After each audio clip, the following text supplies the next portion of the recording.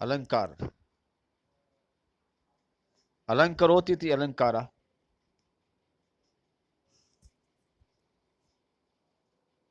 काव्य शोभा करान धर्मान अलंकार प्रचक्षते।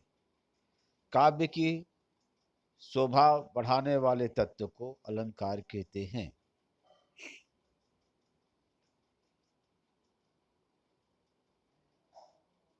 जिन तत्वों के द्वारा काव्य में चमत्कार पैदा होता है उसे हम अलंकार कहते हैं। जैसे किसी स्त्री को आभूषण से उसकी शोभा बढ़ जाती है, ठीक उसी तरीके से शब्दों के द्वारा या अर्थ के द्वारा कविता की शोभा बढ़ जाती है। और जिन शब्दों के द्वारा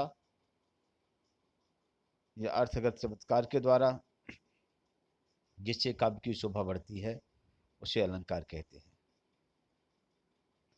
अलंकार के मुख्य दो भेद हैं, पहला शब्दालंकार, दूसरा अर्थालंकार। शब्दालंकार जब कुछ विशेष शब्दों के कारण काव्य में चमत्कार पैदा होता है वहाँ शब्दालंकार होता है। इसमें अनुप्रास है, यमक है, श्लेष है, इसके मुख्य भेद हैं। अर्थालंकार में जब काव्य में अर्थगत चमत्कार होता है वहाँ अर्थालंकार होता है। इसके अंतर्गत उपमा है, रूपक है, उत्प्रेक्षा है, अर्ध संयुक्ति है, अन्योक्ति है। ये आपके सिलेबस में और अन्य समाज तो है ही। स्टूडेंट्स, इसके बाद हम चलते हैं अनुप्रास अलंकार में। अनुप्रास अलंकार जहां पर व्यंजन वर्णों की आवृत्ति बार बार होती है वहां पर अनुप्रास अलंकार होता है। जैसे कि चारु चंद्र की चंचल किरणें खेल रही थी जल थल में, सुरक्ष चांदनी बिछी हुई थी अवनी और अंबर तल में। चारु चंद्र, इसमें चा वर्ण जो आता है, चा, चारु में चा हो गया, चंद्र में चा हो गया और चंचल में चा हो गया। बचपन में आप लोगों ने तो यहां पर देखिए चारु चंद्र में आपके चा वर्ण की आवृत्ति कारण से यहां पर अनुप्रास हुआ। बचपन में आप लोगों ने आप देखा होगा कि आप लोगों को आपके दादा दादी नाना नानी कोई क्या आपके हाथ पकड़ करके रघुपत राघव राजा राम पतित के पावन सीताराम, इस भजन को क्या है गवाया होगा आपके हाथ पकड़ करके तालियां बजवाते हुए। तो बच्चों, रघुपति में रावण रा आ गया, राघव में रा आ गया, राजा में रा आ गया, राम में आ गया। तो यहाँ पर क्या है, रावण बार बार रिपीट हो रहा है, इसलिए यहाँ पर क्या है, अनुप्रास अलंकार है। बच्चों, इसके बाद यमक अलंकार। यमक का मतलब होता है एक ही शब्द का प्रयोग दो बार होता है और दोनों बार अर्थ उसका अलग अलग होता है। जब एक शब्द प्रयोग दो बार होता है लेकिन उसके दोनों बार उनका अर्थ अलग अलग होता है तो वहां पर यमक अलंकार होता है। जैसे कि ऊंचे घोर मंदिर के अंदर रहने वाली, ऊंचे घोर मंदिर के अंदर रहती है। यहां पर दो बार मंदिर शब्द आया है। एक मंदिर का मतलब है अट्टालिका, यानी कि बहुमंजिल मल्टी स्टोरीज बिल्डिंग पर रहने वाली, और दूसरी मंदिर का मतलब गुफा है। तीन बेर खाती थी वह तीन बेर खाती है। तीन बेर मीन्स क्या है, थ्री टाइम्स, तीन बार। अब वह तीन बेर खाती है मतलब उससे क्या तीन बेर के फल खाने को मिल रहे हैं। कनक कनकते सौगुनी मादकता अधिकाय, या खाए बौराए जग व पाए बौराए। यहाँ पर कनक दो बार आया। पहले कनक का अर्थ धतूरा है और दूसरे कनक का अर्थ सोना है। इसमें यह बताने का प्रयास किया है कि सोने में धतूरे से कहीं ज़्यादा नशा होता है, क्योंकि या खाए बौराए जब जब धतूरा को आदमी खाता है तभी पागल होता है, लेकिन वह पाए बौराए, लेकिन क्या सोना को तो मात्र पा जाने बस से क्या वो आदमी पागल हो जाता है।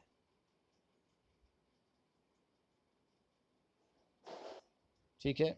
सजना है मुझे सजना के लिए, इसमें भी क्या है, सजना है, सजना सवरने से मतलब है वर्ब जो हो गई।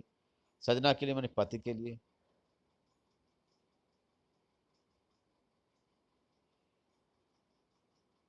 तो इस तरह से काली घटा का घमंड घटा, इसमें दो घटा है ना। एक पहली घटा का मतलब होता है बादल,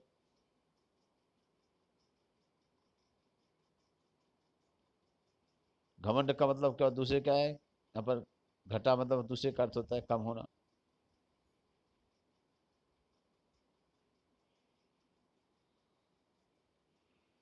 श्लेष अलंकार का बच्चों अर्थ होता है एक शब्द, इसका अर्थ कहते हैं सर, श्लेष का अर्थ होता है चिपका हुआ। चिपका हुआ, एक शब्द एक रहता है, उसके अर्थ अनेक होते हैं, है ना। तो जैसे कोई स्टिकर चिपका होता है उसे निकालने देते हैं, है ना, तो निकाला जाता है उसे तब वो अलग होता है। सिमिलरली इसमें अर्थ क्या चिपका हुआ रहता है, उसे निकालना पड़ता है। एक शब्द है उसके कई अर्थ निकाले जाते हैं। जब किसी शब्द का प्रयोग एक बार ही किया जाता हो पर उसके एक से अधिक अर्थ निकालते हैं तब श्लेष अलंकार होता है ना। इसमें सभंग और अभंग है, ये हायर क्लासेस के लिए। अभी आपको क्या केवल रखना उदाहरण, चरण धरत चिंताकृत अचेतवत चारों ओर, सुवर्ण को खोजत फिरत कवि व्यभचारी चोर। यहाँ पर सुवर्ण, ये तीन अर्थ हैं। यहाँ पर क्या देखिए, कवि के अर्थ में है, इसका अर्थ सुवर्ण का अर्थ सुंदर वर्ण से है, व्यभिचारी के लिए सुंदर वर्ण वाली स्त्री से है, और चोर के लिए सोना से है।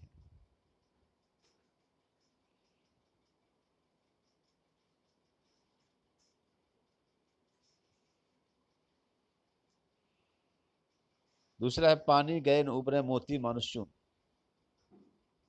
पानी का प्रयोग तीन बार किया गया है, तीन, है ना। पानी का प्रयोग तीन बार, ध्यान दीजिएगा कि पानी गए न उबरे मोती मानुष चून। यहाँ पर इसमें कौन है, श्लेष अलंकार है। पानी मोती के अर्थ में अगर देखा जाए, ठीक है, तो उसका चमक या कांति से है, मनुष्य के लिए इज्जत या सम्मान से है, और चूने के लिए साधारण पानी से। देखिए बच्चों, आमतौर पर जब हम इसी दोहे को पूरा जब बोलते हैं, रहीमन पानी राखिए बिन पानी सब सुन, और पानी गए न उबरे मोती मानुष चून, अगर पूरा दोहा लिखा होगा बच्चों तो यहाँ पर फिर अपना यमक अलंकार हो जाएगा। क्योंकि यहाँ पर क्या तीन बार पानी शब्द है, तीनों बार पानी का अर्थ अलग अलग है।